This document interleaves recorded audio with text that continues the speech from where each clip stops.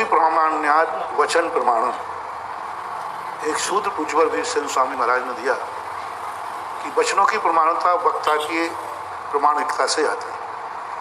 वही शब्द जब किसी अच्छे मुख से निकलता है तो वो शब्द भी शक्तिमान हो जाता है। जैसे सूर्य मंत्र किताब में लिखा हुआ है, वही सूर्य मंत्र आप खुद ले लीजिए, आप लोग सब पढ़े लिखे हैं लेकिन प्रतिष्ठा नहीं होगी।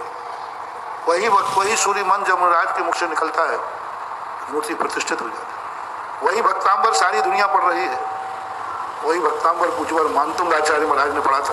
भक्तांबर तो वही था, लेकिन दोनों के पढ़ने में बहुत अंतर आता है। साधु जब पढ़ता है तो उसकी साधना, उसकी तपस्या, उसकी करुणा, उसका वात्सल्य, उसका जगत कल्याणी भाव उसके साथ रहता है। जब शांति धारा की यदि कोई भी वचन पढ़ेंगे, मैंने एक बार कहा था ना, एक घर बैठे टीवी पर प्रवचन सुनना और एक पंडाल में बैठ के सुनना। पंडाल में बैठ करके सुनने में जो साधु एनर्जी दे रहा है, उन शब्दों के साथ जगत कल्याणी भावना दे रहा है, जो उसका आभामंडल साथ में निकल रहा है, वह शक्ति शब्दों से भी ज्यादा मान होती है। इसलिए और दूसरी बात है, आप लोग जब कोर्ट में केस लड़ते हैं, आप स्वयं खड़े होकर के अपना केस लड़ें और वकील से लड़वाएं, दोनों में से अच्छा कौन सा है?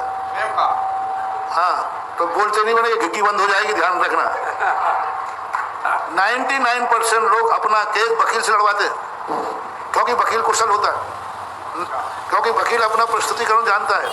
केस तुम्हारा है और लड़ता वकील है।